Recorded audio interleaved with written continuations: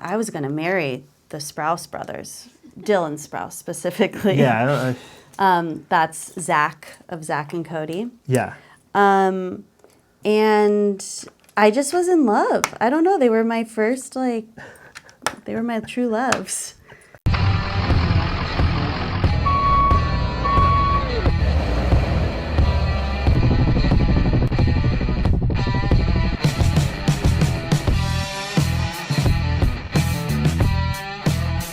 All right, guys, welcome to Building Friendships. I am your host, John Sosis. We're here again, dumbest name ever. I'm very excited about today's guest. We are, I would say, new friends. We met a few weeks ago. She's hilarious. She's a comic. She's a podcaster. The one and only Chase O'Donnell. Hi. Thanks Welcome. for having me. Thanks You're for doing also this. so funny and a podcaster. I mean, I guess I saw this your will be a podcast. set. Yeah, I just remembered you were there for my final set. And it was so funny. Thank and you. I can't believe it was your final set. Yeah, I appreciate that. No, I was actually, honestly, terrified that you were there. Oh, I know. Isn't that scary? I hate when I know people in the audience. That, but like I knew there were going to be staff members that came upstairs to watch it. I knew Katie was going to be there. I knew there were going to be people there that watched it. But when I meet new people and like they've never seen stand-up Sosis. I know. I realized when I told Josh and you, I was like, I'll be in the audience. Then I was like, that's not what you tell. God, they don't want to hear that. The way you said it was exciting. But I hope what I hope you know is that I'm the least judgmental person and I get it.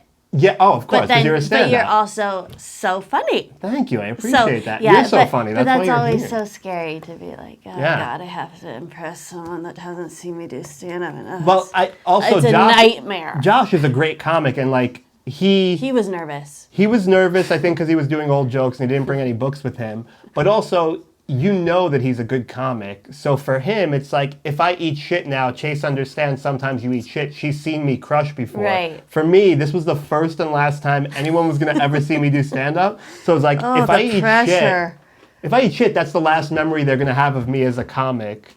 I get it. That was freaky. That was freaking me out When a little bit. I do any stand-up show, I'm less concerned about the audience and more about what are the comics thinking of me. That's interesting. That's what I care more about because I know, like, you want to do well for the comics. But the downside of that, and we'll get more into this in a little bit, but the downside of that is you also don't want to be a comics comic. You don't? Oh my God, the open micers that just make the open micers laugh. It's mind-blowing. Oh my God. I'll sit... Just inside jokes with the open micers. Second. Okay. What sets are we doing today? So, I heard you're a Disney fan. You heard correct. Now, I'm a Disney Channel 2004 to 2006 fan, not necessarily Disney, but I appreciate Disney, and I didn't want to go into too much detail. So we got you the Magic Kingdom. Yeah. We got the Disney Castle for you. I'm so excited. I will be starting Disney. I guess it's a Disney episode. I'm going to be starting some of the villains set, which is kind of cool. It's got a book, it's got a VHS tape, it's got a clock, so very exciting stuff. And this is is this Cinderella's castle? Or is it like the castle that's at Disneyland? I think it's the castle at Walt Disney World. I think that's Cinderella. Yeah. Yeah, I did not know that, so good on you. Okay, so I am a Disney fan. Oh, bro. I want to make it clear, I've never built a Lego set. You've never done Lego before? No. Like not even as a kid? Maybe when I've been babysitting, I've helped the kids. Well, that doesn't make me feel good. But I've never done it. Where are you from originally? I'm from here. Well, I'm from like Agora. Do you know where that is? I don't, but that sounds like here. It's from like, let's see, Calabasas, where the Kardashians are from. Okay. It's right next to that. All right, so you're from that world. I'm from that world. It's interesting meeting people that are from here versus people that are transplants here. The ones that are from here are so much nicer. Oh, I agree. Well, where are you from? I'm from New York, so I don't have that reputation to begin with. Well, okay. Being from here, I always was annoyed growing up with the people that like move here to become famous. It's a very specific type of person, just the stereotype. Yeah. Not that they all are. That's just the stereotype. And I've met some amazing people. Most of my friends in comedy are not from here. But all my friends that are from LA are just they don't fit that LA stereotype that you like think of, I guess. I don't know. Yeah. Very nice people from here. How long have you been doing stand-up for? I started in 2014. Okay. So what's that? Is that 9 years? It's about 9 years. I'm not good at math, but yeah. My first stand-up set, I started then, and then like I slowly did it. Like I was always doing it, but not like every night. Yeah, that's how I was also, and it got me nowhere. I was actually in New York, and I lived there for a few years, so we traded a little bit. And I was doing more like musical theater, and I was like writing comedy, but doing it as like an off-Broadway, more like nice comedy show instead of stand-up. So that was what I was doing for a lot of it. Was that always your goal? Comedy? Off-Broad, like writing. Yeah, Broadway? the theater program that I studied at in college was like we graduated very much like they taught us. Like we left college with a one-person show, and all the like training was all about creating your own work. So I wanted to be an actor and do comedy acting, but I had this tool of like creating my own comedy from school that I just like, I knew I wanted to create comedy myself on top of it while I was auditioning and got nowhere. So yeah. And you kind of have that skill that a lot of people coming to stand up without. Yeah, I had like a lot of training under my belt with like acting, dancing, just stage time. Yeah. Yeah. And Well, that was my issue. I didn't like performing in front of people. I liked writing comedy, but at that time, that was the only way to be seen as a writer. It was that's the thing. It was like, it feels like the only way to get noticed or seen is like by just doing it yourself and getting up on stage. Yeah. And that it was brutal. Like those mics, we were just talking about it. There were so many comics in New York. Mostly, I would say they were in the quote-unquote alt scene that did comedy for the other people at the mic. Yeah. And that's what I didn't like, or that's what I still don't like. But when I was doing a lot of open mics and was like newer to it and didn't know the people, it felt like I was an outsider and like you're not in the cool group, and it's all about making the open micers laugh. And it's like, oh, that seems like an inside joke that I know nothing about. Yeah. When did you realize you were funny? I grew up dancing, and at dance competitions, like that's a huge like performing type thing. Were you doing stand-up at dance competitions? Well, I was making the numbers funny. If I had a solo, was I like making them laugh. So I knew pretty young. You have a comedy special out. Yeah. It happened very like organically, which is very cool. I was just like doing a show in Cincinnati, and someone in the audience, his name was Chase, and had my birthday, and I called him up on stage, and we like formed a friendship, and it turns out he's a comedy producer, and he asked if he could produce my special. That's how it works in the industry, guys. Every single time. You know how they say it's who you know? Yeah. That's what I found out. That's how you found out? Well, it's just like who you know. It's like... It's a weird thing. It's like, yeah. We just became friends. We started just Zooming. That's why it's always fascinated me that you can be, not you specifically, but people can be new to comedy and still be pieces of shit to people. Yeah. I met so many garbage people in New York that were doing stand-up. They're so mean. They're so scary, aren't they? Not scary. I get scared of them. Do you? Yeah. I mean, New York's New York, but... New York was really scary. Was it? Well, my worst bombs are from New York when I was just starting out, and I would cry Cry, cry, cry. But doesn't that also like sort of give you that safety net of, oh, I've eaten shit? Like when you eat shit now, you're like, oh no, I know what eating shit now is. I don't cry. Yeah. Now I still eat shit, but now I don't like eats shit. I don't have meltdowns like I used to. It used to ruin my whole month. Would it?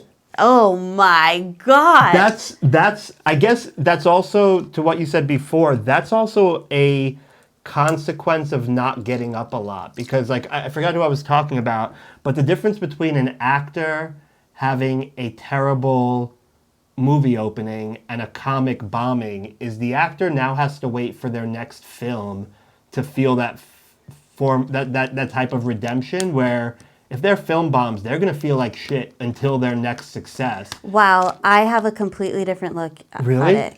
I feel like actors are so lucky in the sense that, but I guess I haven't thought of it if they're movie bombed, but like they can have one good performance and everyone will remember that performance and it's taped and it's like set in stone, whereas comedians can have one good performance and it's like, okay, well, you better do just as good tomorrow. Like, you have to continue to prove yourself, whereas actors just, they can do as many takes as they want. They get the take, and then that's it. Now they're amazing.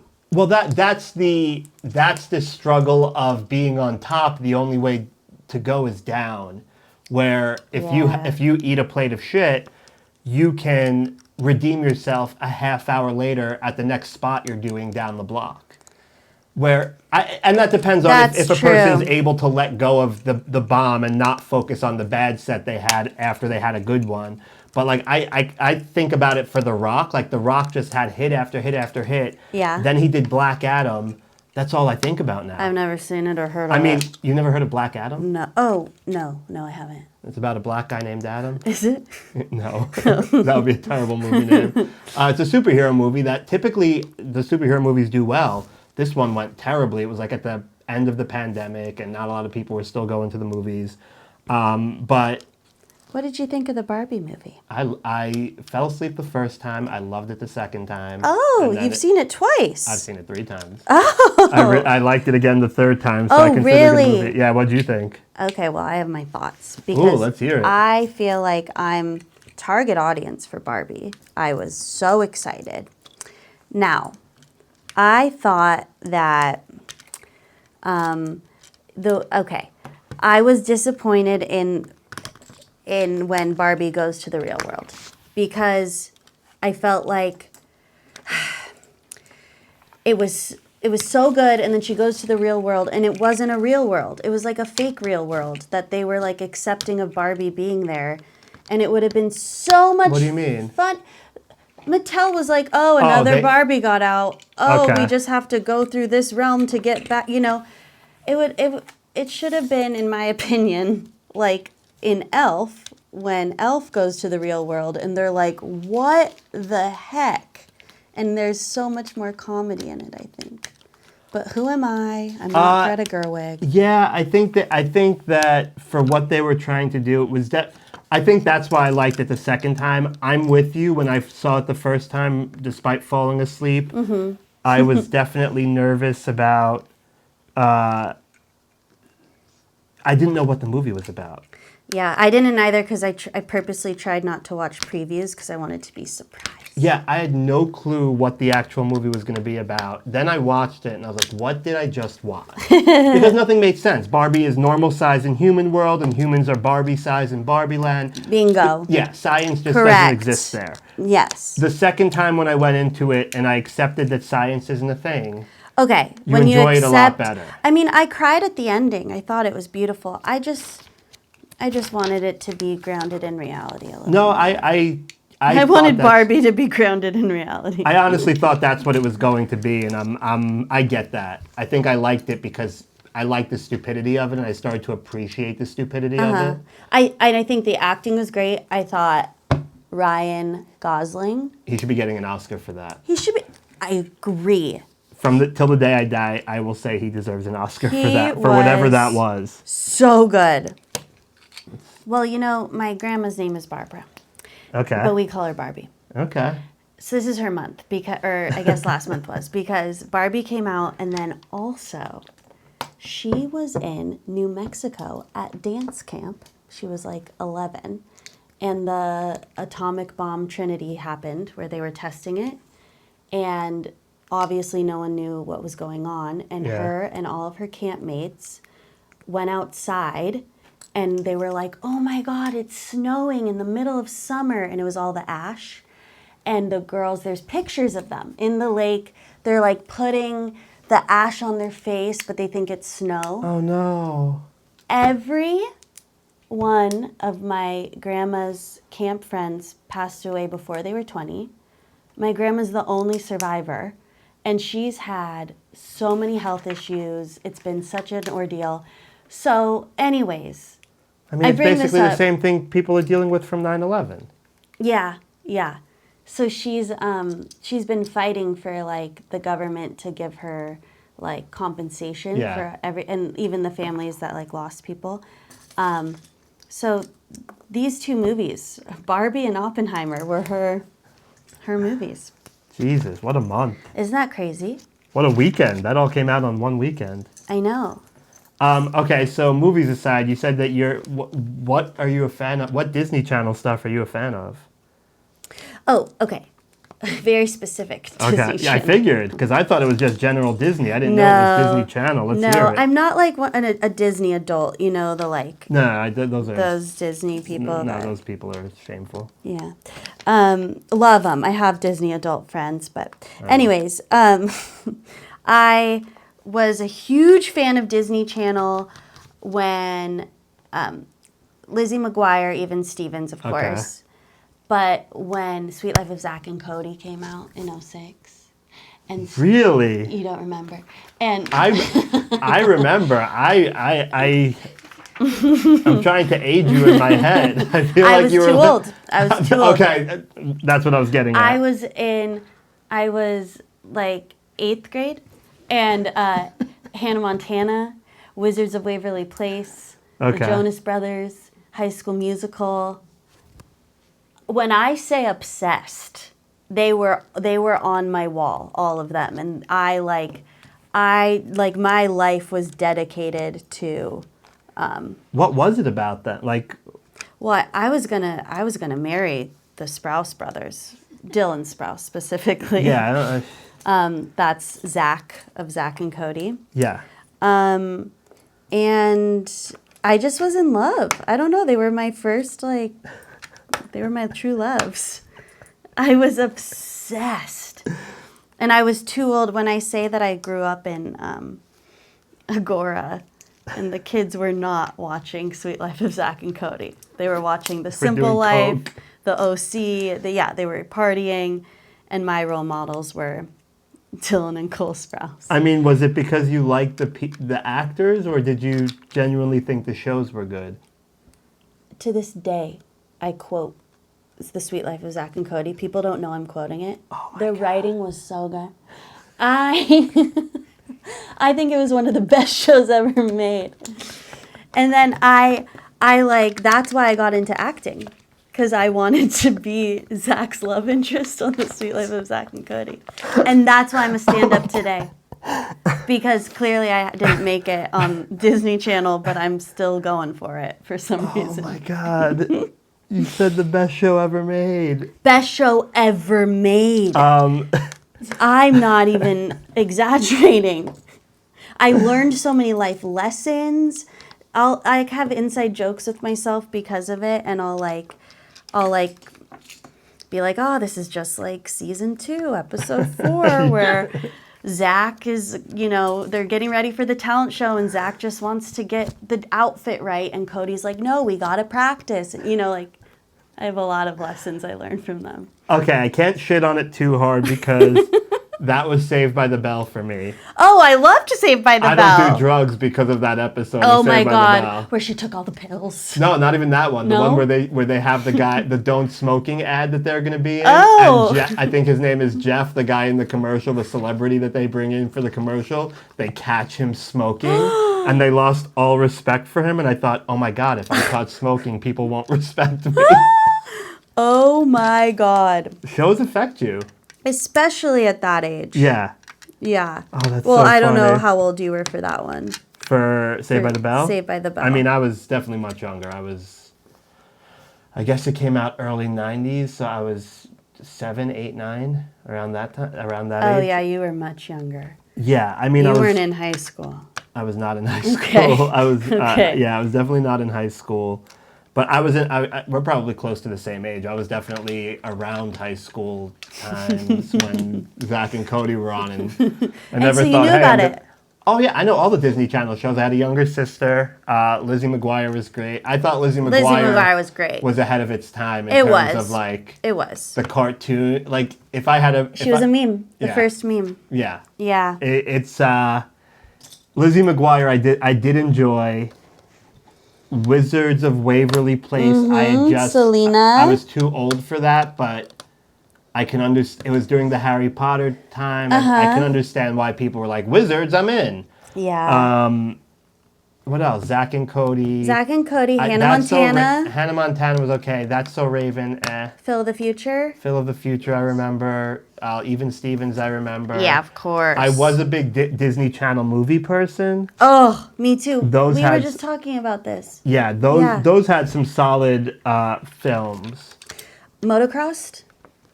I don't remember Okay, well, specific that was ones. one of the best. Yeah, I no, would- I get why people were into those shows. I don't think I was able to sit through most of them. And then as an adult, it's ironic because I could watch every Hallmark movie on the planet. Could you? Oh yeah, I could tell you the actors. I can tell you the names Really? of them. A Very Merry Mix-Up.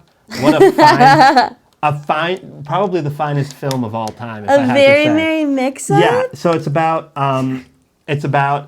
a girl who's going to see her boyfriend, William Mitchum. Okay. She's going to her weird. to her big financial boyfriend, William Mitchum's family. Yep. She gets into a car accident. In the hospital, she meets Billy Mitchum's brother. So she's like, "Oh my God, you must be William's brother. Let's go back to your family." And she goes to the house and she falls in love with the family, and she falls in love with this guy she ran into at the hospital, Billy Mitchum's brother. There are 2 Billy Mitchums in the same town. Now, I know what you're thinking. Mitchum's a very common last name. This is very possible. That's exactly what I'm thinking. Yeah. So, listen, shenanigans happen. Christmas is almost ruined. Oh my God. She runs into Santa Claus. Didn't know it was Santa, but he was Santa. You're kidding He me. fixed things up. Of course. There's always the Santa. Yeah. So let me just say, if you're looking for a good Christmas movie, A Very Merry Mix-Up. I am. What a mix-up it was. I am looking for a good Christmas movie. Okay. Yeah. What a mix-up it was. Yeah. Very Merry Mix-Up. You know, I'm writing a Hallmark Christmas movie. I Did you know? did. You did? No, I wrote one. Oh, you did? Yeah, you're writing one also? Are you Yeah. really? Are you really? I've been writing it for 2 years. Okay. It's a parody musical. Yours is gonna be good then. Oh. We did exactly what we were expected to do. We had to make ourselves laugh. So there's a scene where the main character is just walking down the Christmas town with an axe in her hand and everyone's terrified. Like we tried to make it funny and we know that that's not what those things are for. Yeah. But Hey, that is so cool that you can say you did that. but to also it's kind of embarrassing that that's how much I like Hallmark movies. No, that's so cool. Okay. I like Now I that. feel like you're mocking me. No, my sincerity comes off as sarcasm because got I'm it. so sincere. I get called out for that a lot, but I'm a very sincere person. Also, I just need to take a second because You're crushing it. I'm doing exactly what it says, but the sizes that they've provided me are wrong. So when did you move back here from New York? 2018. And you just jumped right into stand-up? I got back and I was kind of done with comedy and the business. Business. I had a little bit of a depressive phase in New York. Okay. It was just like really tough and I was exhausted and I was like, I'm going to come back to... But I also was in New York, not just doing stand-up. I was doing a comedy show and I was doing like auditioning and Yeah. I had my foot in a million different doors and I was just so wiped out. So when I came back to LA, I was like, I just want to work on a comedy show. I want to work behind the scenes, and I'll do stand-up. Like, that's it. Okay. So I did that. I got a job on Curb Your Enthusiasm. Very cool. And it was not easy. I was applying for, like, PA jobs for 9 months, and I never thought I would be a real PA, and I did it. And then I was doing stand-up at night, but like PA jobs, that is not the job to have while you're being a stand-up, because you get off work at like 11 p.m., you start at 5 a.m. Oof. And so, yeah, I was exhausted again. But I was just like, that's when I really got into like open mics all the time. Yeah. Was when I moved back to LA. So, yeah, that's what I was doing. And did you find it easier having been in New York to get back into stand-up now, or did you kind of feel like you had to start from scratch? No. I definitely felt like I knew what I was doing, and I was the show I was doing in New York was this like monthly stand-up show that I had this in with, because it was with the improv group that I was part of. Yeah. And they had a stand-up show, and every month, I didn't know that you could do like the same material every show. I thought, You had to do new stuff? yeah. So luckily, it actually That's helped me. amazing for you. Every month I had a new 5 minutes. So when I first started stand-up, I was very affluent with my writing in New York. So Yeah. when I came back here, I had a ton of material. That's Just awesome. from that, just from not knowing. And then eventually one show in New York, a comic came up to me and was like, you don't have to do new material. Because I would bomb all the time because it was always new. And she was like, you can do the stuff that works. And I was like, really? You had no clue that, No. like... I thought you did new stuff every show. I had no idea. That is Somebody had to hilarious. tell me. That's so like that's one of the things I hated about stand-up, that you had to repeat the jokes over and over. And like to you, it's like, oh, this is so hacky. I'm doing the same thing over and over. But to the audience, they've never seen this before. Right, and right. To them, it's like some kind of genius thing Yeah, that you're doing. they think you're just And coming you're showing up with a it. new 5 minutes, 10 minutes every single time. Yeah, every time. I mean, So- it makes sense that you were bombing a bunch and depressed about Oh it. yeah, I was bombing all the Oh, time. Jesus. And then obviously some would work, Yeah. but not enough for me Well, to also, be you like, don't even have time, because you're doing that, you don't have time to test out the other material. You've done it once and you've given up on it because you thought you need new stuff. Yeah. Yeah. But when I like was doing the road Yeah. and needed like 30 minutes, that's when I went back. I was like, oh, I have so much material that I can pull from and try again and do stuff. So my advice for any aspiring stand-up is write a new 5 minutes every month. I mean, that Really gets the ball going. You're also not suggesting the world. Like, for someone to not write 5 minutes every month is crazy to me. Yeah. It's wild that there are people that just can't come up with 5 minutes across 30 days of the month. I know, but it's so hard. It's hard, but But I would usually... it's not write 5 minutes that you're going to keep. Right, just write 5 minutes. Like, test new 5 minutes every month. It is hard. I'm not downplaying that at all. That's so true. But like, you don't have to keep any of it, but you should be testing out at least 5 new minutes every month. Because that's so true. I was going to say something and I forgot because I got focused on the Lego? on the Lego. It happens. Whoops. Happens to the best of It us. was going to be good too. It was a profound thought. What's the worst advice you've ever been given as a comic or performer? I was told that like you had to make it by time you were 25. What? And let me tell you, I've never cried harder on my 25th birthday. Yeah. Is that because, was it someone who was... It was a manager, Female or male? female. And I was 23 when she told me, and she was like, you know, that new Daisy whatever in Star Wars. Yeah. She was 23, and she was like, you're running out of time. What? And I mean, the age thing really got me for a while. That's insane. And I still have to get over it. Like, I'm way past 25, and I still have that block of like, oh, well, it's too late for me. So that's bad advice. It's not too late for you. Yeah, no, I mean, I guess I can't say what I was about to say, but... What? Yes, you can. I mean, I was going to say... I mean, I guess I can say it and you'll understand what... I was gonna list 3 people who blew up in their 40s, but they're all dudes. And it's such a different industry for dudes. Very true. Yeah. So I was like, well, look, these people all blew up in their 40s, and I'm like, oh, they all have dicks.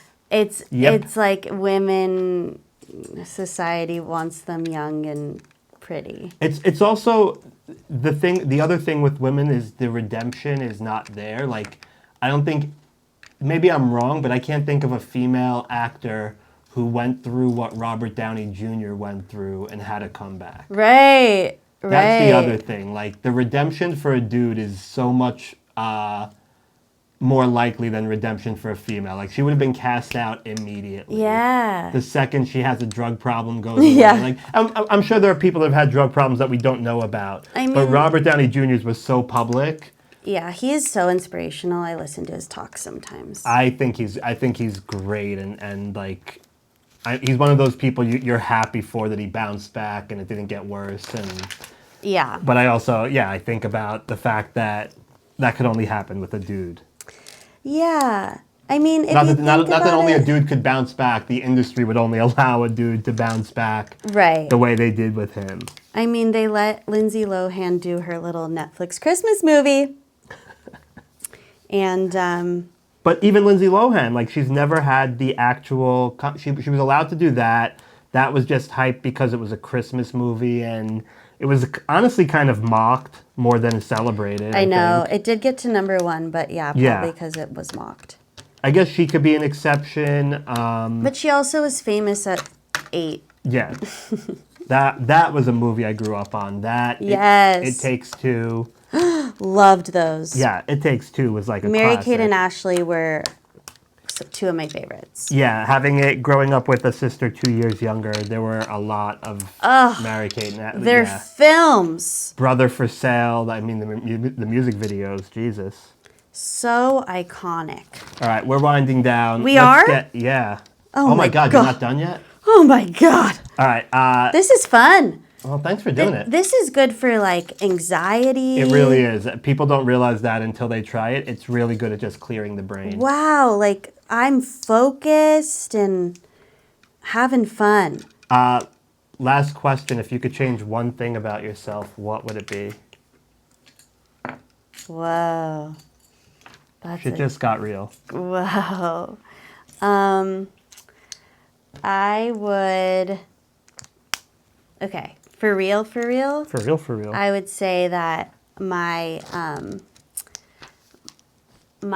mind, I would switch to be more confident. And I would want to be someone that, like, walks into a room and has that, like, oh, I'm meant to be here. I'm worthy to be here. And I know it's just a switch, and I've been really, really working on it. But that's what I would love to be different, is the self-confidence and the knowing that, like, we're all worthy. Every human is worthy to be where they are. Oh, I think that's a really good one. I think there are too many people that part of the reason they'll fail at something is they don't think that they should be doing the thing that they're doing, or that they're not worthy of it. And I put that in the column of self-sabotage. Can I ask you a question really fast? Yeah. Because when I saw your stand-up, you said you got sick. Yeah. Did that change your mindset on life? Yes. So there were a few things that first of all, that's how I got into Lego. Fun fact. Really?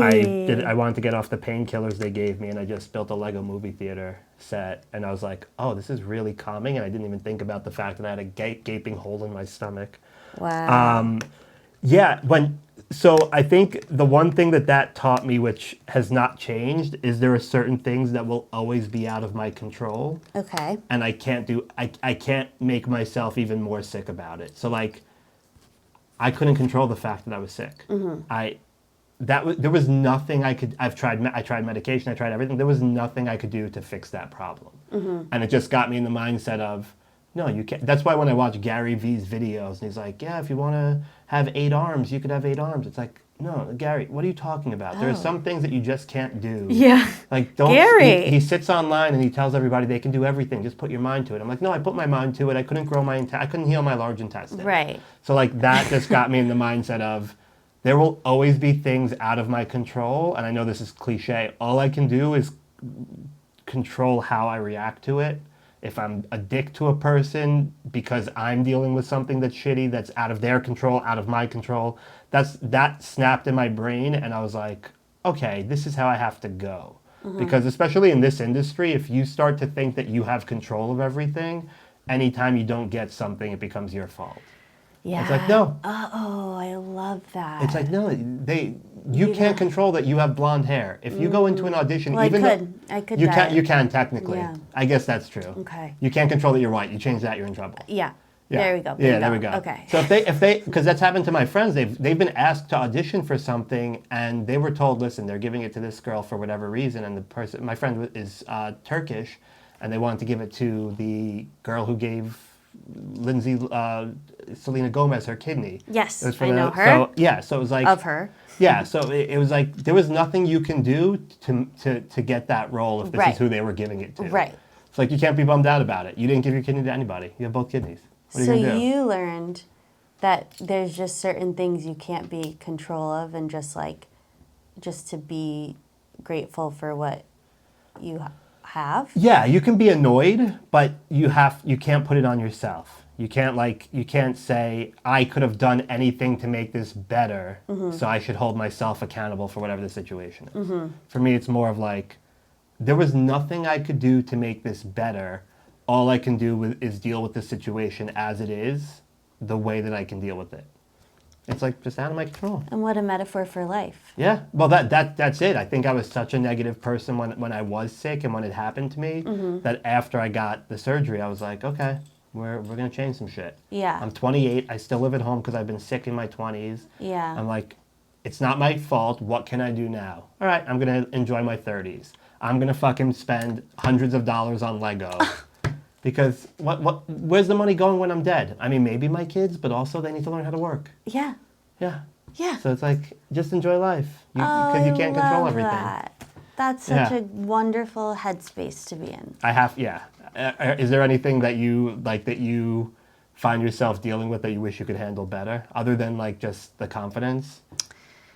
Oh my gosh, everything I wish I could handle better. Really? Because my first impression of you is like the most optimistic, put together person.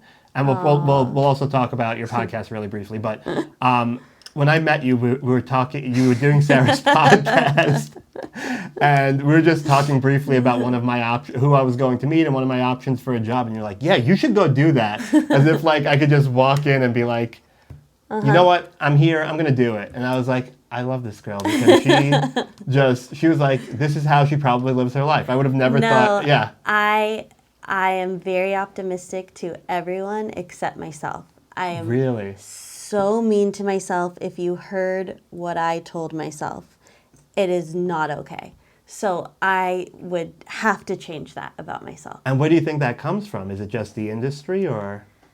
Society, our culture. I don't know. I'm so mean to myself. That's crazy. You're awesome. Thank you. Yeah. But I need to talk to myself how I talk to people, to anyone. I'm very nice. That makes sense. To everyone but myself. So. And I'm sure the people that you're nice to don't deserve it as much as you. They probably don't. They probably don't. Yeah, but the narrative I have is like they do deserve it, not me. Like it's just like this. That's something I really have to switch. But I do a very good job of hiding that, I think. The fact that you didn't know. No, I was like, oh, this... at first, I was like, this person's too optimistic for me to be friends with. And then I was like, no, she's pretty much, like, she's great. Well, quickly before we end, I just want to talk about your podcast. Okay. Because to me, that's crazy to do a podcast with a sibling. Oh, we're best friends. My But sister and I. yeah. So did you have any second thoughts about it, or was it just like, no, we're going to do this? I begged her to do it with me. Did you really? I've been begging her to do a podcast with me for years and years and years. So she finally gave in.